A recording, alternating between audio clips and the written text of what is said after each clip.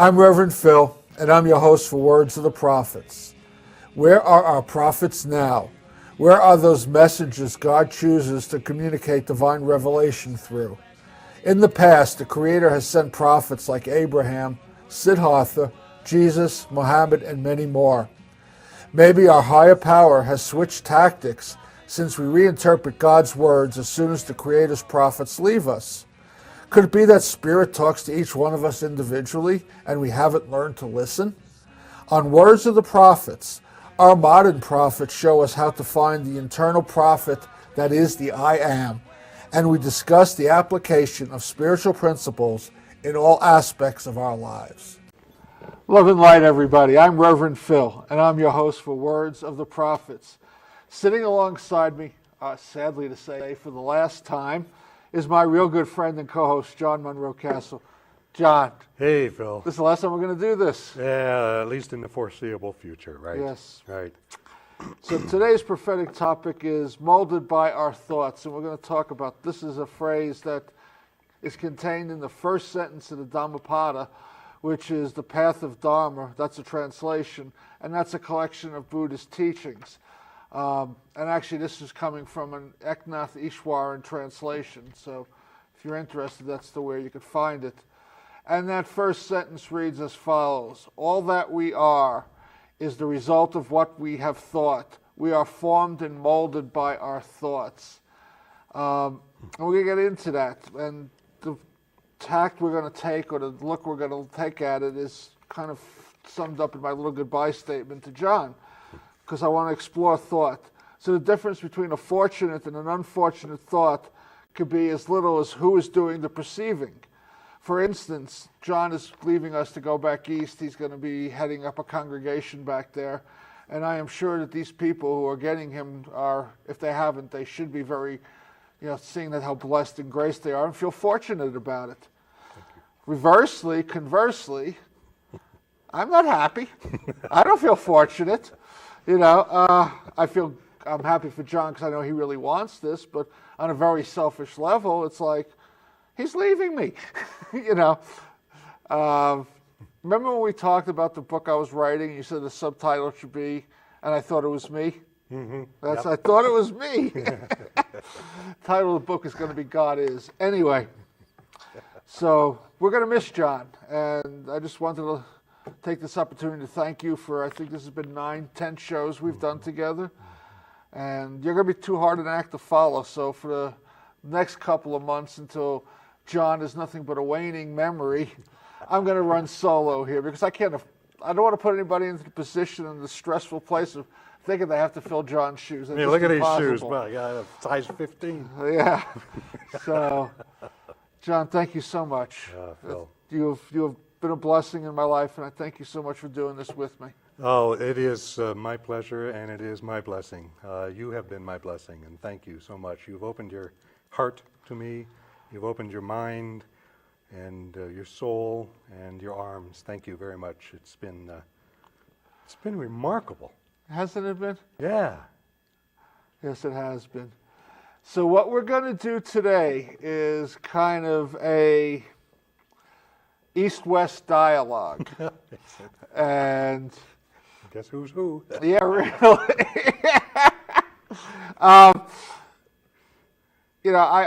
John, I interpret basic Christian doctrine from what I am being told is very Eastern perspective. Mm-hmm. And so we're going to talk about that, because I really believe that that's what Jesus is teaching us. Not necessarily we're molded by our thoughts, but I want to read something else, and I'm going to butcher this. I've said this a number of times. It's the Brihadaranyaka.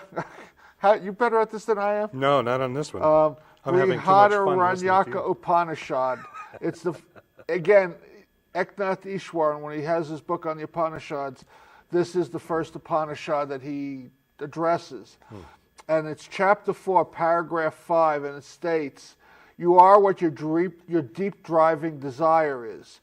As your desire is, so is your will. As your will is, so is your deed. As your deed is, so is your destiny. And that to me kind of ties in with that molded by our thoughts. It also ties in, you've heard me quote Emanuel Swedenborg, and he had that basic concept of love, and he says, you are what you love, and you love what you give your attention to. So I buy this, I accept this, I believe that we as human beings are really divine beings, and we have the ability to create our own reality. And I believe that's what Jesus teaches us, I believe that's what Buddha teaches us, I believe that's what all these prophets teach us. And when I ran this by John the other day, he kind of disagreed. So yeah. Go ahead, I'll turn it to you. And the disagreement may be a profound philosophical disagreement or some airy, semantic, wordy difference in opinion. I'm not sure, so let's explore that. I'm thinking about this first line from the Upanishad. You are what your deep driving desire is. If I were limited to being only to what my deep driving desire is, I wouldn't have made it here. I wouldn't have made it this far in my life. Because at various times in my life, my deep driving desire has been destructive, to minimize who I am, to forego the gifts and talents that I've been blessed with. And, we are sometimes desperately in need of being more than what we can make ourselves be or perceive ourselves to be. And that's where my Christian faith has been helpful for me, because I know that when I reach the end or the limit of my perception, and my deep driving desire is taking me in a path that is not best for me, then I am not working solo. I am working in concert with God. I suggest to you that working in concert with God is your deep driving desire. For many people, I would think it isn't. And that's why we have the culture society we have. I'm not saying everybody has that. Right. Again, let me go back to Emanuel Swedenborg for a second. I think we touched on this last week or 2 weeks ago. Emanuel Swedenborg had a concept of ruling love. What is our highest love? And he broke it down in two fashions. First, he said, love is like the chambers of the heart. There are 4 of them. And so there's love of God, there's love of self, there's love of the material world, and there's love of thy neighbor, so to speak. Mm-hmm. And each one of them has a value. They're not non-existent, but they have values, and they take on. I could love myself narcissistically and not give a damn about anybody else. That's like, these dictators who have no problem killing, 20, 30, 50, 100,000 of their people and letting them starve. Mm-hmm. So love of self is not always necessarily good. It's also, how do I see myself? Then he goes on to talk about a ruling love. What is our highest love? So every individual has multiple loves. I love my wife, I love my kids, I love my cat, I love my friends, I love my job, I love my hobby. But at some point, I have to start deciding between which love and which love. So what I'm suggesting to you is, based on your comment, is that those destructive forces, those destructive thoughts are powerful, but you don't act out on them because there's a higher love in you, which is the love of spirit, the love of God, however you want to call it. I agree with you, and I think maybe we differ on where that comes from or what the source of that is. I see the source of that ruling love as external from myself. You see it probably as within the self. Yeah. The God within, and I'm seeing it as the source outside of myself. Explain. I don't turn to myself in times of deepest trouble. I pray. And when I pray, I'm not praying to any source within me. I'm praying to the source that is behind all illusions, of which I am a spark. I am praying to the one that is behind all of the world religions. So you see yourself as one with that? I can be. I can also, by virtue of my desires and my ability to stray from that, as keeping me separate from that. Now, is that a perceptual separation? Is that an actual separation? I don't know. Well, I think my understanding of Christian thought is yes. That it almost sounds like a cruel joke for the Creator to create us and then say, well, if you don't know the magic password or you don't know the magic handshake, you're not getting to reunite. And I mean, and that's not the Christian message. The Christian message, as I understand it, is you have a key that goes into a door that I've created. I let you find that door and use your key. And in the case where you get to the point where you no longer see yourself as a key bearer, or you doubt that there even is a door, I will be there with you. Always. Always. So my actions do not change who and what I really am. Essentially, right. We're all, you would say we're all God, I say we're all children of God. And I think we're saying the same thing. I think so. And in terms of how it bears out in ethics, in morals, we're definitely saying the same thing. We know that the only real abiding, enduring, and life-changing truth is love. Exactly. Right? And the only way we know that love is to embrace it in us and to let it out. Let God out, as you would say. Yeah, but isn't that Jesus' major teaching? I mean, and I may misquote it, but love the Lord thy God with all your body, mind, heart, and soul, and love thy neighbor as thyself. But God is not an indwelling God. And that's where you and I have this. And that's where, for instance, when the gospel message was leaving just the area of Galilee and Nazareth and the land of Judah and so forth, and started moving elsewhere, and Greek thought started coming into these areas, then we started having Greek interpretations of the Jewish scriptures. We started having Greek audiences mixed with Jewish audiences, and then we had a linguistic challenge here. How are we going to bring the way Greeks think together with the way ancient Hebrew and Jewish thinking is? And that's where East is meeting West. The Gospel of John says, in the beginning, right, is the Word, and the Word is with God.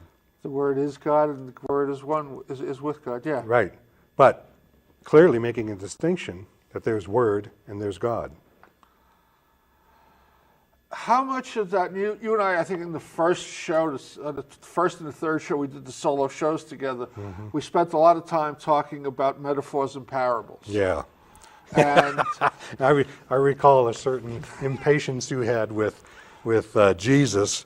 Let's just cut to it. Why do you have to tell these stories about these things? Just get right to it. Is that not the case? I mean, is that the distinction being made for the audience as opposed to the reality of the... It may be. It may be. Now, we also established that I tend to think metaphorically better than I do straightforward literally. Yeah, and I can't think metaphorically. I can't even spell it. What does the number 4 have to do with metaphor, right? And I think that's why I tend to appreciate the nuances of, for instance, the Trinity. Whoa! Father, Son, Holy Spirit, all of one essence, all God of God, of very God. And it was like, huh? Isn't that why most of the Orthodox Catholic churches broke away from the Roman Catholic Church, was because of the Trinity concept? The Greek Orthodox, the Russian Orthodox, I would say that has less to do with it than perhaps economic and political factors. Well, I know they weren't too crazy about the concept of a pope either. Yeah, they weren't too crazy about where the pope was going to live and who was going to run this show. And, we in the East have round buildings, and you in the West have these Gothic structures, and, whose structure is more godly. Well, in the East, things are rounded and more maternal, more, mother. And in the West, it was more God is Father in His heaven. So anything pointing there keeps us, it's just like, God is God. Well, exactly. I mean, So we had a split that was political, a split that had to do with theology. You're right. And so why do we split? I mean, the question is, why are we always splitting things up so that we can't understand each other? Yeah. Why are human beings in general? Ego. Well, I have to agree. Yeah. And a Christian might say that one form of coping with egoism and resisting egoism is to understand that God is God and I am not. I am God's child.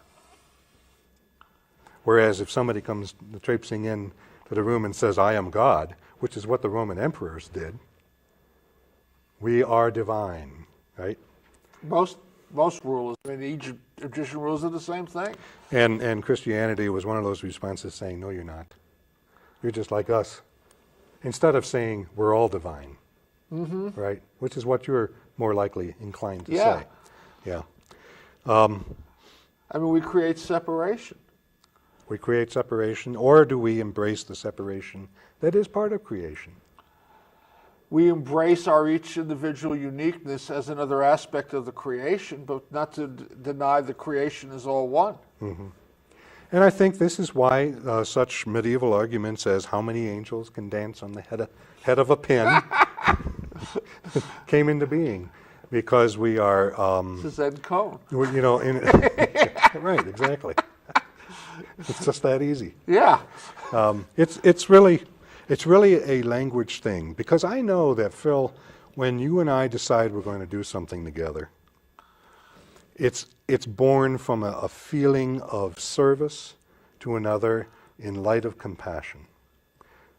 Somebody needs us, we think mercy and justice and love. No matter how we talk about the philosophical differences between East and West and that kind of thing. So in the end, all of our conversation is conversation. Is love thy neighbor as thyself. Right. Which is probably the root of all the problems. If I don't love myself, how do I love my neighbor? How do I give away what I don't have? And I, as a Christian, say that I can best understand how to love myself when I can understand that I am lovable because God first loved me. Exactly. I can love because God first loved me. Is the me, here's where we get really, because is that me the physical? Is that me the spiritual? Is that me the combination? And we're getting to dualism. We started talking about that in the first it's all the couple same. of shows. It's all the same. Yeah. Because spirit and matter, as we have agreed, are not distinct. Yet we're here to overcome that. Yeah.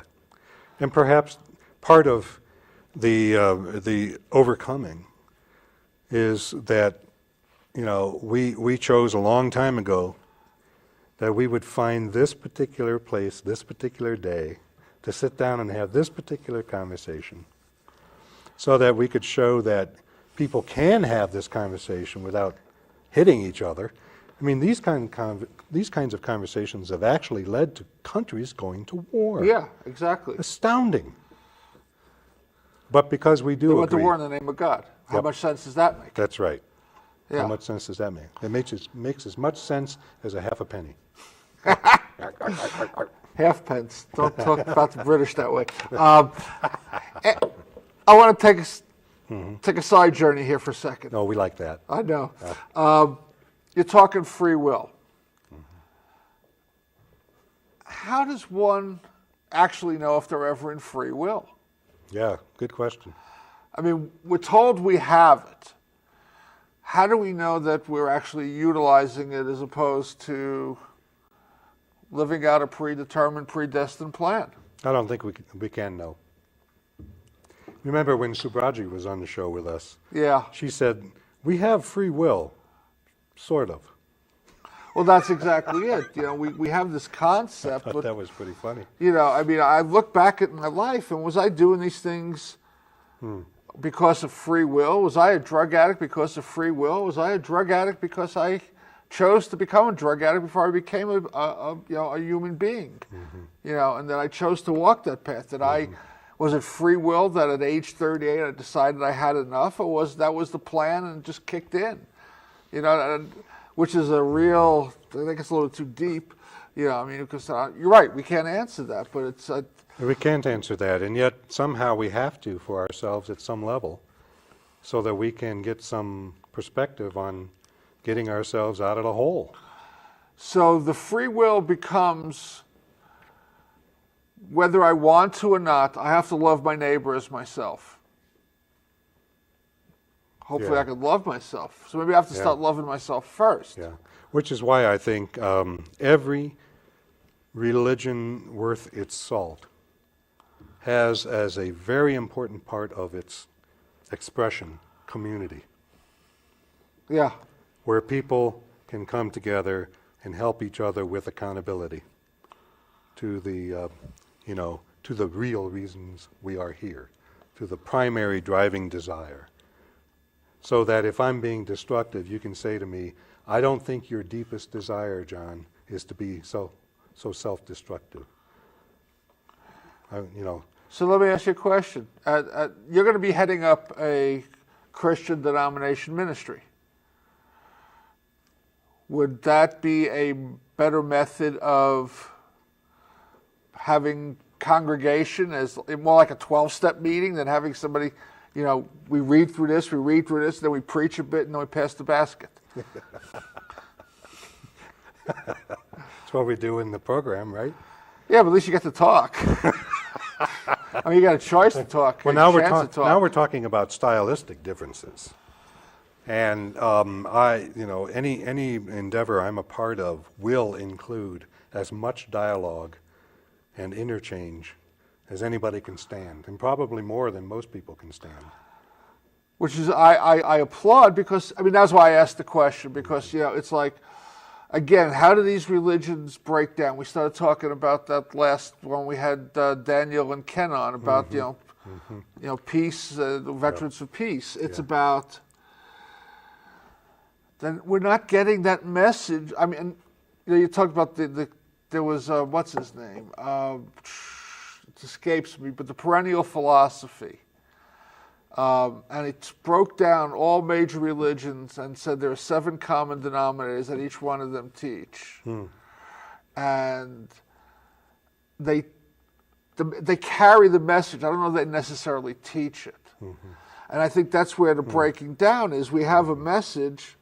Are we really teaching it? Are we talking about how we put it into application? Or we just, I know for me personally, I never reacted well when somebody preached at me. I didn't care if it was my father. I didn't care if it was a teacher. I didn't, I'm glad to see that's changed.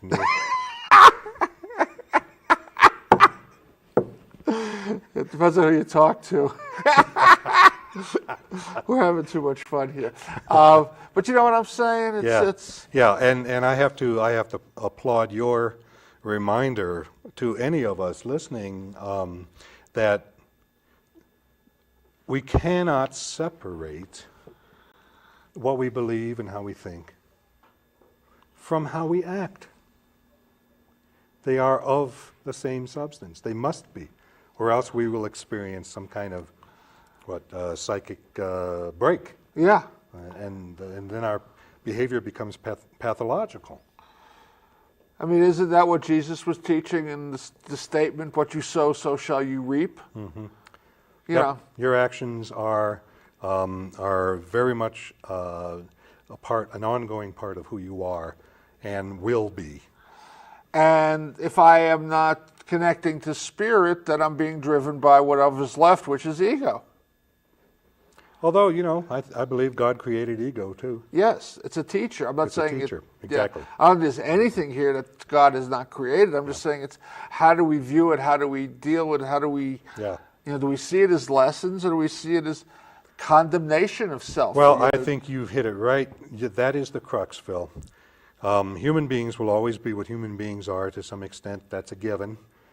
We like to think that we are increasing our capability to love as human beings and that kind of thing.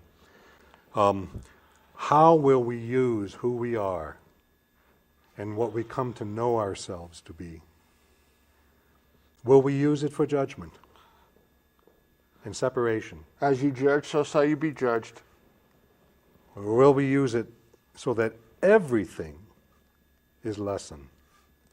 Yeah. You know? And at this point, I have to say that most religious endeavors that make the news, that people remember and feel, are the judgmental path kinds of things. Well, let's go back a bit. Can we not, at least in Western religion, lay that at the doorstep of the concept of original sin? Yep. Yeah. And, you know, if the stories of original sin, which became codified and dogmatized, but the stories are just pointing out that, look, folks, being human also means we have the ability to deceive each other and to seek after falseness. We have the ability to deceive ourselves. We do. That's what happened. God walks into the garden after Adam and Eve had eaten from the tree that they should not have eaten from. And in one of the Genesis creation stories, you know there are two, Yeah. Adam grabs a leaf, covers himself, and hides in a bush. Like, you're going to hide from Lord God Almighty? Who are we kidding here? Well, The only person being deceived there is Adam. So we Yes. do have that ability. So that story, which has become this incredible hammer of original sin, is actually a lovely story about reminding us what it means to be fully human. Well, that's the whole point. I mean, original sin has somehow metamorphed into the sexual act and having children, as opposed to, Casey nailed it beautifully. Casey defined original sin as using the creative forces for selfish gains. Okay. And that, again, is what you call ego. Yeah. You know, it was like, I'm not going to listen to God. I want a bite of that tree. I'm going to take a bite of that fruit. That's right. You know, it's like, That's right. again, another one of those metaphors we get all messed up with. That's right, but you're doing very well with metaphors. I'm just trying to break them down. I ain't trying to create them. But, you know, we do have the ability to eat apples because we like apples. and the whole demonization of that, I think, is an error because it leads us into judgment. Exactly. That's just something right or wrong. Right. You know, Eckhart Tolle, who is, you know, very big in the reading audience these days, spends an entire book in A New Earth, his book A New Earth, talking about the ego, about that chatter that we have, about the voice that is in our head, which we mistake as who we are. Mm-hmm, No, exactly. It's the voice in our head. It's ego, you know, that kind of thing. But beyond all of that is this incredible transforming love that holds no judgment.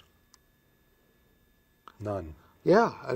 And that's what we are seeking. And we have to swim through the crocodile ego-infested waters.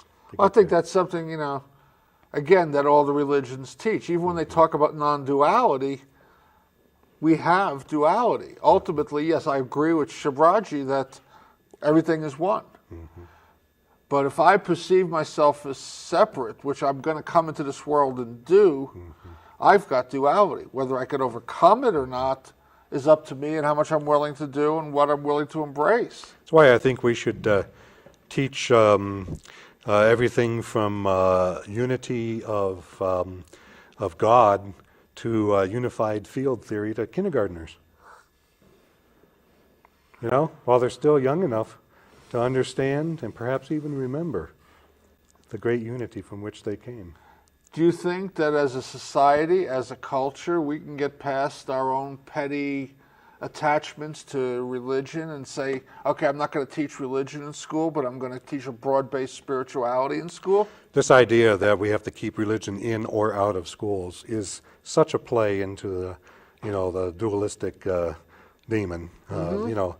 And I think that if more people are willing to do what you and I have been doing for the last however many minutes now, sitting down and wading through this together with a mutual trust, a basic respect, and an inquiry, a hunger to see what is really important. Then we can overcome it. Yes? But that requires people coming to the table minus the ego already. Yeah. You know, because if I come and, you know, we use that phrase tolerance. I hate is a strong word, but I really have a... You are intolerant of that word? Yes, intolerance. I am. Tolerance. Tolerance to me is like, I'm going to allow you to be stupid because I'm better than you and I understand. And tolerance to me is not a spiritual word. I want to quote something because it uses the word tolerance. Sri Chinmoy, who's said some marvelous stuff. We quote him in the definition of peace, but I mean, this man was like nailed so many things, but he defined spirituality as spirituality is not merely tolerance. It is not even acceptance. It is the feeling of a universal oneness. In our spiritual life, we look upon the divine not only in terms of our own God, but in terms of everybody else's God. Our spiritual life firmly and securely establishes the basis of unity in diversity. Love that line, unity in great. Diversity. Spirituality is not hospitality to the other's faith in God. It is the absolute recognition of the other's faith in God as one's own.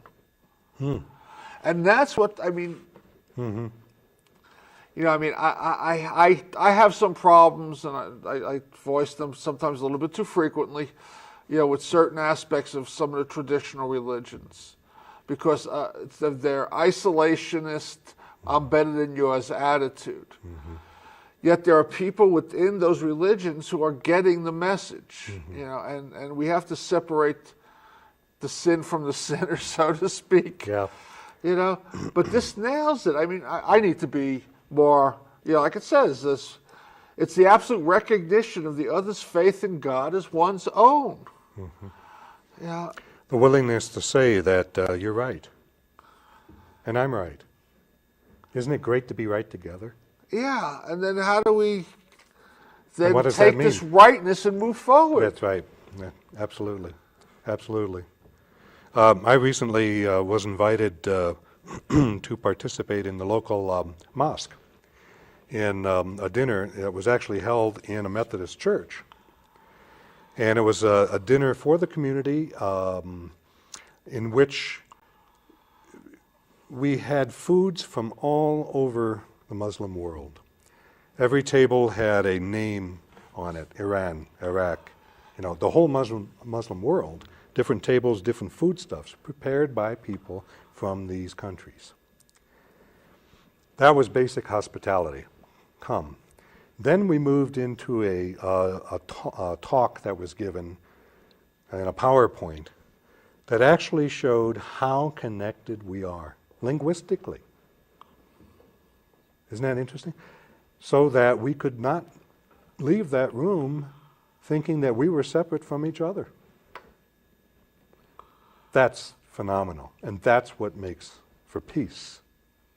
Because we're putting down our weapons, picking up our forks, and then opening our minds. Wasn't that cool? Yes, and I want to read this also. It's from the Gospel of Sri Ramakrishna. As many lights shine as there are pious pilgrims. If God is infinite, the ways that lead to God must be infinite. Why discuss or debate? What matters is to find God at all costs and not to torture oneself over the choice of the best road to take. Rigid adherence to certain dogmas is not indispensable. At times it can be harmful. If you know God, you will not concern yourself with doctrines. You could have read all the holy books of all the religions. You could believe in all the revealed credos and yet be incapable of finding God. Again, this is that Eastern versus Western thought. Although that's a very Western-friendly kind of statement. It follows a certain logical pattern. Not to say that Eastern thought is illogical. I don't mean to suggest that. It's just a different way of approaching various thoughts and thought systems. The more we get together, it's not as you know, it's not like we'll become one world in a mishmash, unrecognizable sense. It's that we will become one world because there is nothing to gain from separateness from each other. Exactly. And therefore, what is uniquely Phil will find what is uniquely John, and then all the various people we've met on this show and brought on, you know, just joining. All these lights come together. So do we want to go back and revisit this? Because, I mean, this starts now with basic Judaism. We are the chosen people. Yep. You know, I mean, you know, we haven't talked about it here, but I used to talk about it on my radio show quite a bit.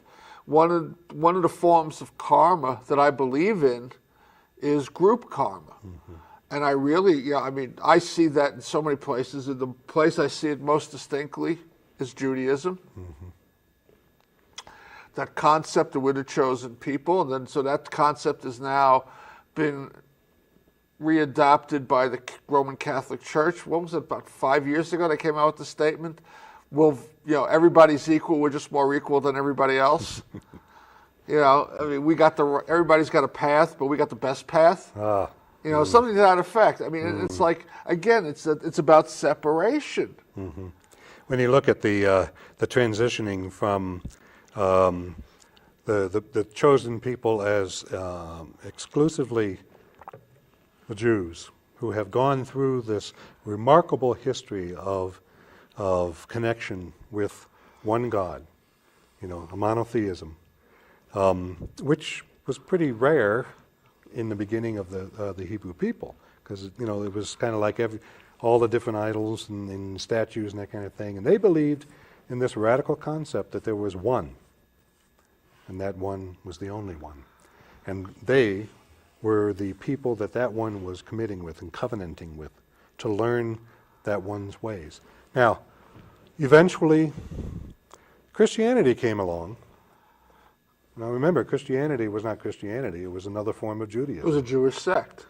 It was a Jewish, even before it became a Jewish sect per se, it was another form of conversation within the many forms of conversation we call Judaism. Very allowing, very encompassing of many different points of view. One of these points of view, which we associate with the Apostle Peter, is that he had this dream. And this is in the book of Acts.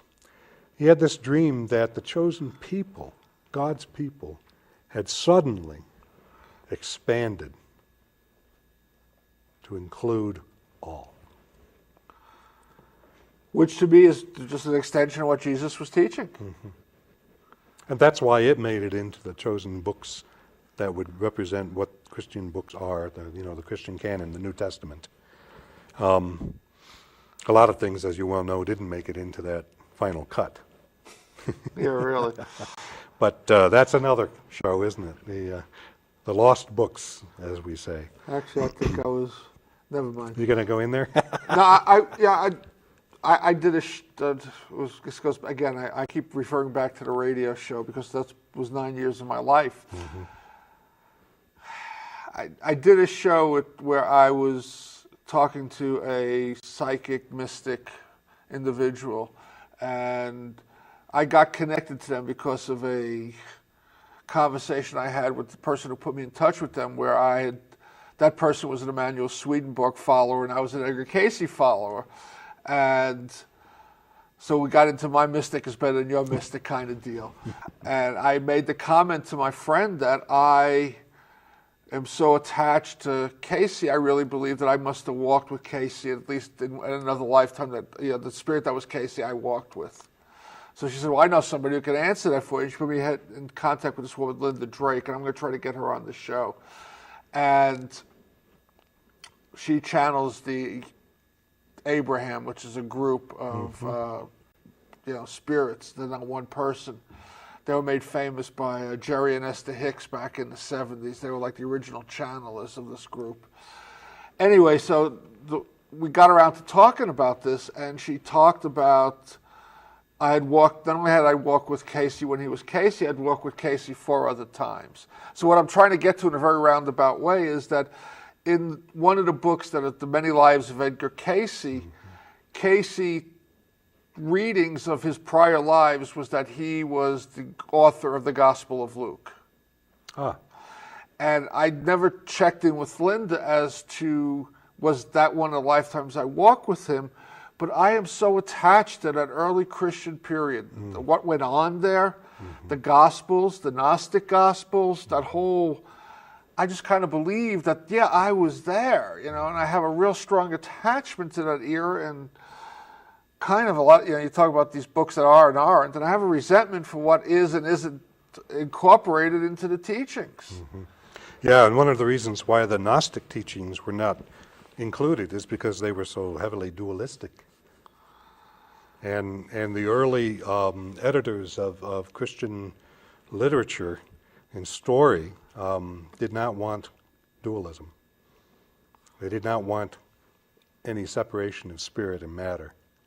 It's a fascinating history. It was a very rich and very confusing time too. Whose brand is, are we going to follow James, the brother of Jesus, who is the Christian leader in Jerusalem? Are we going to follow Paul? Are we going to follow Apollo? Are we going to follow Peter? And yet we had to figure that out for ourselves, because Christianity is a living religion. And that's really the danger of dogma, is as soon as we take a doctrine and a dogmatic approach to what is true, then we stop growing. Then it becomes about conquering. Well, after the first century and a half, isn't that what the Catholic Church did, well, for the most part? Well, what we call the Catholic Church, the Catholic Church per se did not exist then.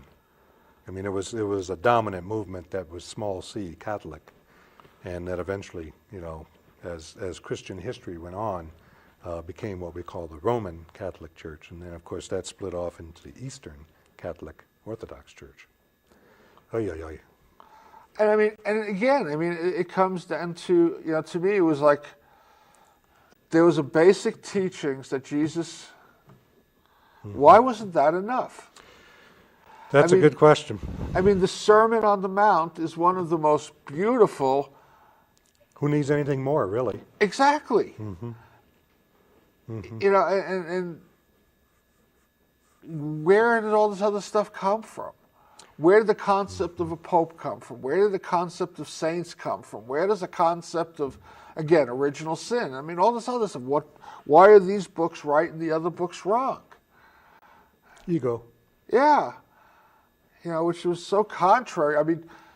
When Jesus said, "Blessed are the meek," blessed are the peacemakers, he was talking about people who are lacking ego. He wasn't talking about, meek is like, some little nerdy scientist with a pocket protector and some pens in it.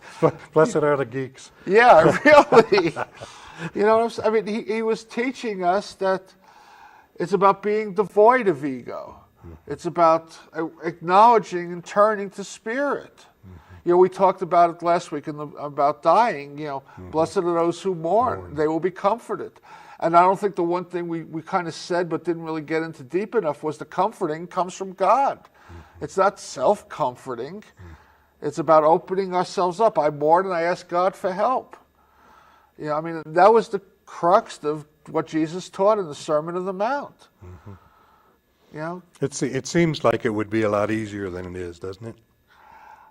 It's mind-boggling. What I find is, and Buddhism and Hinduism have gone through their distortions, but they have not gotten as distorted as the Judeo-Christian faith. And I'm not even sure it's Judeo; it's just Christian. I'm not sure that Jesus said, "I'm here to return the faith to its original," and I have a hard time finding where that ever was. Well, at one point, where the original is. That's an interesting story. It's a very short story. Jesus is walking by, and somebody needs his attention, and that somebody is not of the house of Israel. And Jesus is challenged with the idea that I came for, the people of Israel, the children of Israel. And this person says, "But I believe." And Jesus is stuck with this, that's interesting. well, if you believe, I guess that makes you worthy of my response. And so he broadens his understanding of why he's here, right there and then. Those are great stories about opening up. Do you think Jesus really needed to be opened up? Well, that's probably why it's just a short story. I think perhaps I think he grew in his awareness of what being Messiah meant. And I think that there are some snippets of stories that capture how he became more and more aware of that. Such as? Such as this one. Okay.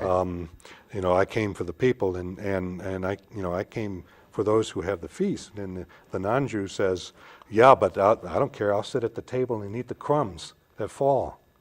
I'll sit on the floor and eat the crumbs. And Jesus says, whoa, your faith has made you whole. So he's opened it up just a little bit more. When Jesus is in the garden praying in Gethsemane, that this logical path that we're going toward perhaps may not be the one. Maybe he will be spared this cup. He prays that this cup, if it be God's will, be taken from him. So he's allowing for maybe the way it's looking like it's got to go is not the only way. It shows him having some inner conversation with himself about that, which shows his humanity as well as his divinity. And in fact, it's the Greeks who came up with how do you bridge that fact that Jesus was completely a human being and completely God. And they came up with this word called homoousios, which means of one nature, of one essence, fully God and fully man. Yet that's another one of those areas that gets disputed. It gets disputed. And so does it make a difference? Well, look at who is doing the disputing, right? Whenever there's a dispute, let's take a look at who is creating the dispute. And what we'll probably find is some pretty strong indicator of ego presence. Exactly. Yeah. And you're saying your call to Christianity and to all religious personnel, okay, those who are part of any particular faith, you're calling us to be accountable to laying the truth out without all of its complications and all of its thorns, so that we may get about the business of God. Yeah. I mean, Yep. we have taken, over the course of time, I think it's an evolutionary process, or appears to be an evolutionary process, where we've, it's for a good part of our history, women were not equal. And then we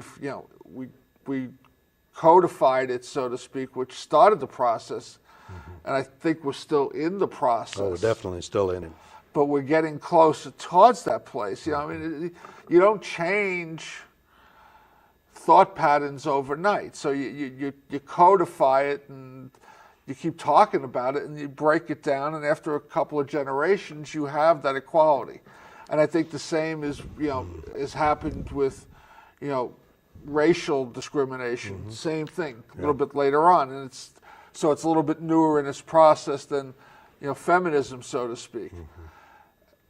I think we're starting that process again with lifestyles, homosexual versus non-homosexual, and where we're changing, we're becoming more open, which I believe is more spiritual, as to seeing we're all equal. And I think this is the next great barrier. We need to start seeing that everybody, no matter what your gender, no matter what your race, no matter what your lifestyle, you have a right to it. And to just, whatever your religious practice is or your spiritual practice is, you have a right to it. Hey, take a look, everybody. You are looking at the sand in the oyster on his way to being a pearl, but not without great agitation. And, you said that you're absolutely right about slow, but it's forward moving. We call that progress. I also want to say that there are the opportunities of instantaneous change. And one of those that comes to mind, again in Scripture for me, is Jesus is walking along the beach and sees these guys hauling their nets and mending their nets. And he says, "Come follow me, and I'll make you fishers of men." And they drop everything and follow him. Not, okay, let's take this home and talk it over with the fam. Let's consider the economic considerations, the financial possibilities, dunk. And their lives, the Greek word for that is metanoia, are transformed, switched right around. Whew. So there are moments when that can actually happen. Are they switched, or they start the switching process? Well, it's perceived as a switch, and in fact the process has probably already been there. But the moment arrives when it's time for the fruit to be picked because it's perfectly ripe. And so when that moment arrives, we pick it. Even if we didn't know we were in the market for picking fruit. Okay. We're starting to run down on time.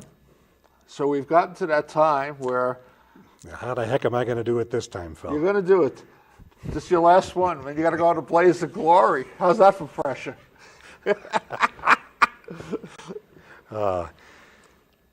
At the end of our times together, both Phil and I have agreed that it's good to sort of come to some, not necessarily summary, but encapsulation of some of the key points of the previous hour's conversation.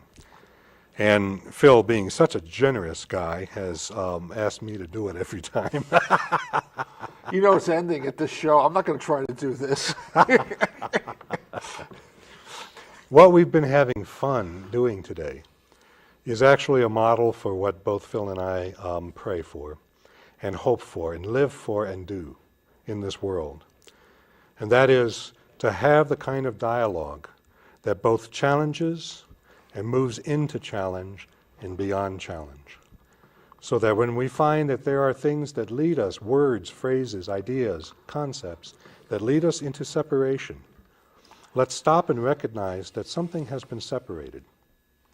And then we discuss that some more and find how we are not separated, but rather we are in the grasp of an egoism, which seems very natural when people are together. And yet we can use this egoism as a teacher to say, let's look at the truth that is behind ego. In fact, ego is sort of like a flag person saying, woohoo, there's truth here.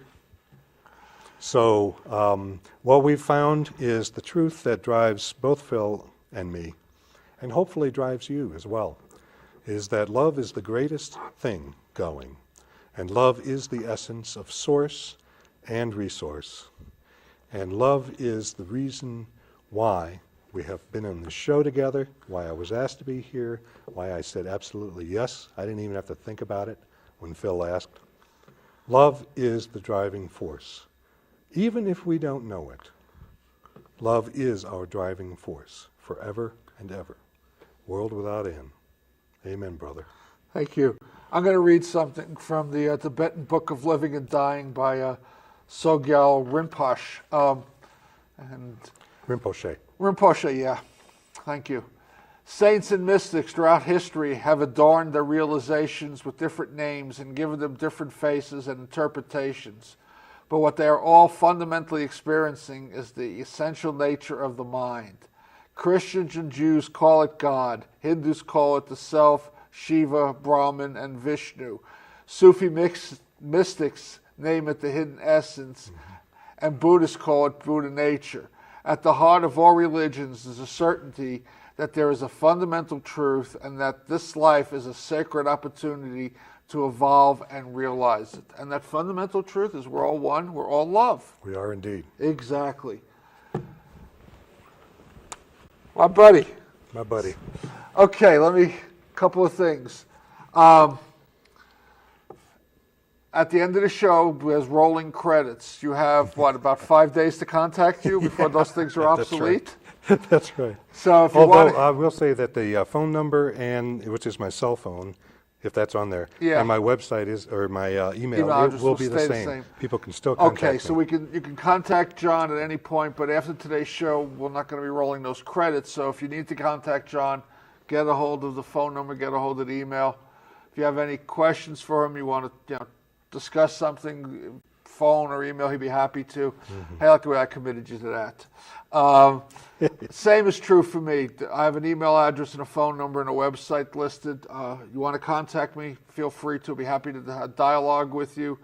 I am also a counselor, do spiritual counseling. I don't believe in the traditional therapeutic model. I don't think it works. I won't get into that. That'll be another show.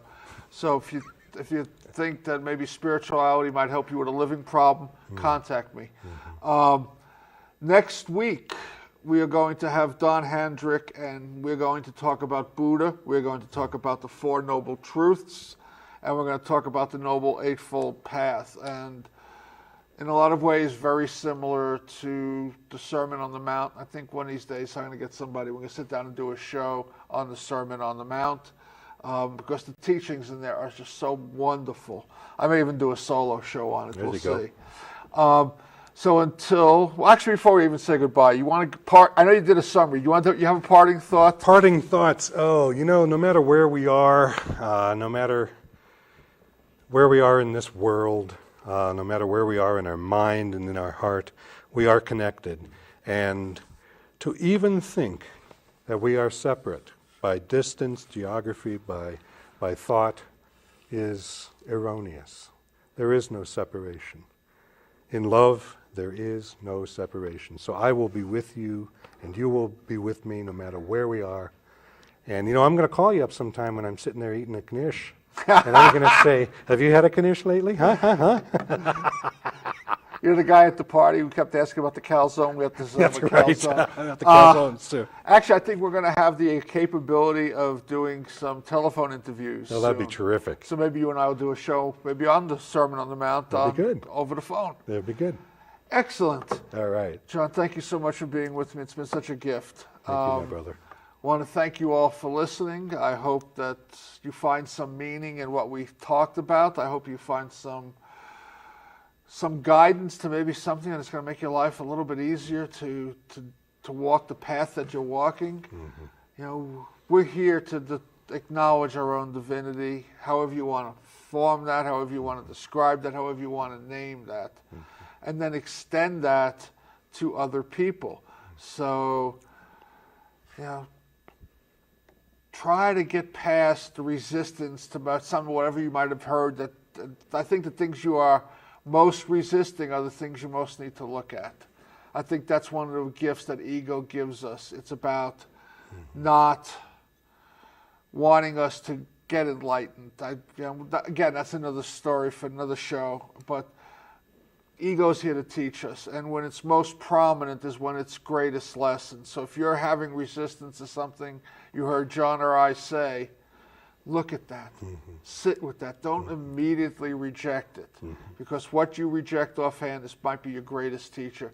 So until next week, thank you all for listening. We'll be back next week with Don Hendrick. And until then, know that you are God, you are divine. Walk in love and light, and blessings to you all. Blessings. I'm Reverend Phil, and I've been your host for Words of the Prophets. Thank you for tuning in. Please join me again next week, same time, same channel, for more Words of the Prophets.